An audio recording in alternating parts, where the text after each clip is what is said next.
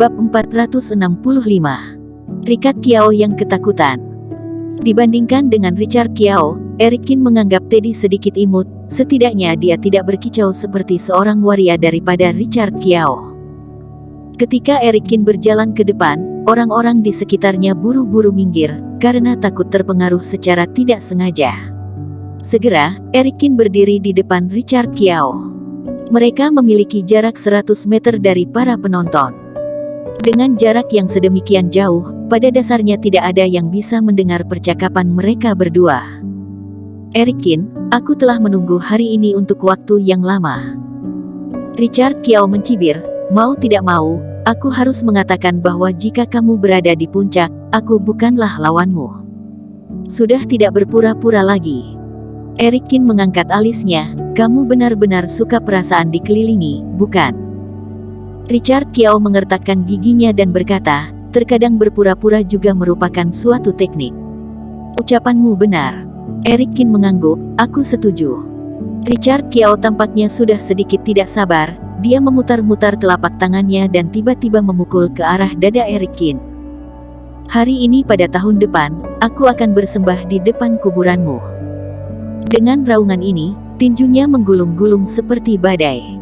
Jika dilihat dari jarak 100 meter, sepertinya kekosongan itu terkoyak. Pada saat ini, Eric Kin tiba-tiba mengangkat tangannya dan menahan tinju Richard Kiao. Telapak tangannya seperti sepasang penjepit besi yang memegang erat telapak tangan Richard Kiao. Wajah Richard Kiao tiba-tiba menjadi sangat jelek dan matanya dipenuhi dengan ekspresi tidak percaya. Kekuatanmu sudah pulih. Richard Kiao menelan ludahnya dengan cepat dan rasa takut tiba-tiba muncul dari lubuk hatinya. Eric Kin mencibir, kamu benar, kadang-kadang berpura-pura juga merupakan suatu teknik, tetapi aku sudah tidak ingin berpura-pura sekarang, aku ingin membunuhmu. Begitu suara itu jatuh, tubuh Eric Kin tiba-tiba meledak dengan cahaya hitam dan keemasan di sekujur tubuhnya. Cahaya ini memiliki jarak ratusan meter dan langsung mengubah seluruh tempat pertandingan menjadi emas hitam. Semua orang bermandikan sinar cahaya dan hanya merasakan bahwa seluruh tubuh mereka sangat hangat, seperti sedang mandi di dalam musim semi.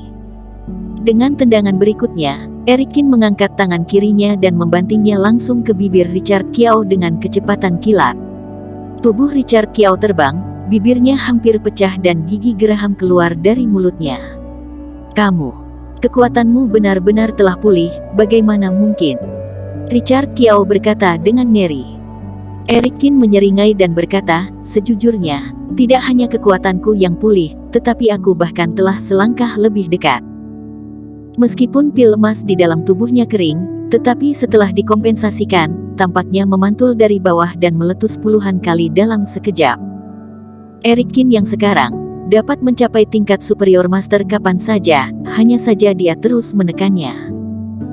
Pada saat ini, cahaya keemasan di tubuh Eric Kin meledak dan guntur yang teredam jatuh langsung dari langit, hampir menghanguskan daratan. Ini adalah malapetaka. Wajah Teddy tiba-tiba berubah sedikit saat melihat adegan ini.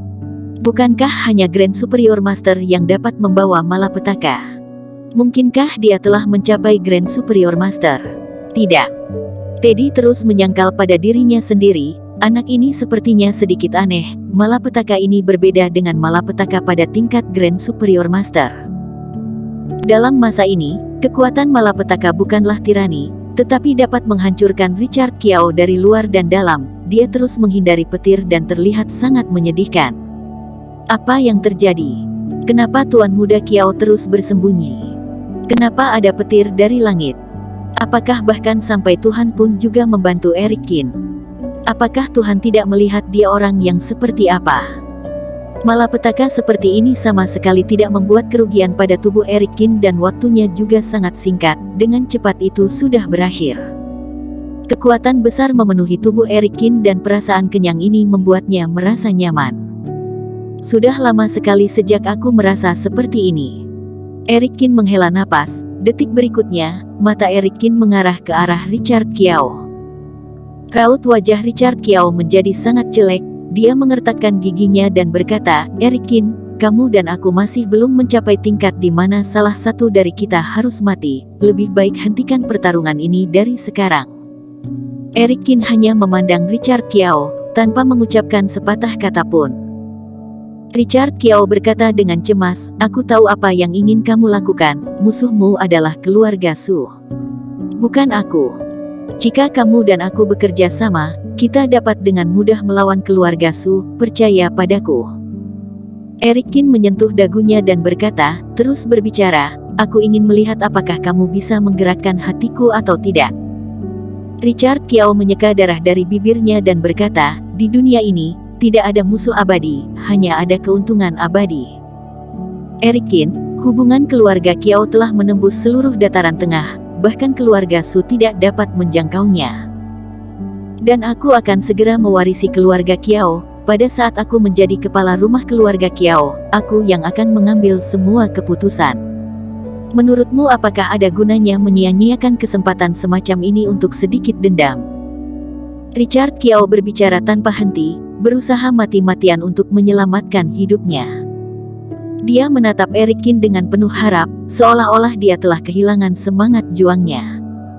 Eric Kin memegang dagunya untuk waktu yang lama, kemudian berkata, apa yang kamu katakan masuk akal, tetapi untuk menjadi kepala rumah keluarga Kiao, kamu sepertinya tidak memerlukan teknik seni bela diri, kan? Bukankah tadi kamu mengatakan bahwa menghancurkan kekuatan, menjadi orang biasa, aku merasa idemu sangat bagus. Richard Kiao panik, dia berkata dengan cemas, Eric Kin, keluarga kami adalah keluarga Budo. Jika aku menjadi cacat, posisi kepala rumah tidak akan diberikan kepadaku. Apakah itu ada hubungannya denganku? Eric Kin mencibir.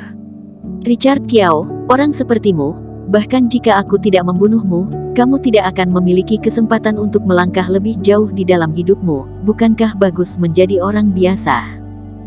Ekspresi Richard Kiao berubah. Dia mengertakkan giginya dan berkata, Eric Kin, apakah kamu benar-benar ingin bertarung denganku? Tidak juga. Jika kamu bersedia menghancurkan kekuatanmu sendiri, aku bisa mengampunimu. Eric Kin menyeringai.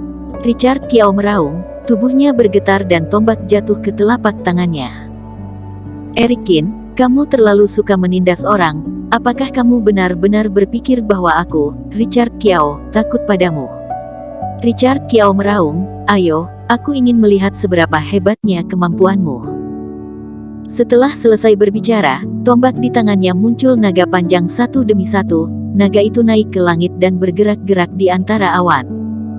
Sekilas, itu terlihat seperti naga sungguhan. Ah! Richard Kiao meraung dan naga lain terbang ke langit. Dua naga mengelilingi awan, menggulung keagungan tanpa akhir dan membanjiri langit. Sungguh ilmu sihir yang kuat. Ini adalah pengetahuan unik dari keluarga Kiao. Dikatakan bahwa ada ratusan orang dalam keluarga Kiao dan tidak lebih dari 3 orang yang dapat mempraktikkan teknik ini.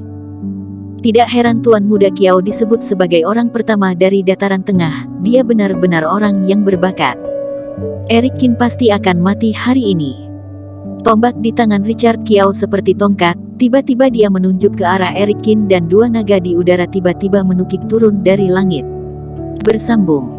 Terima kasih telah menonton video ini sampai akhir. Jangan lupa subscribe dan nantikan kisah episode selanjutnya hanya di Novel Story. Salam.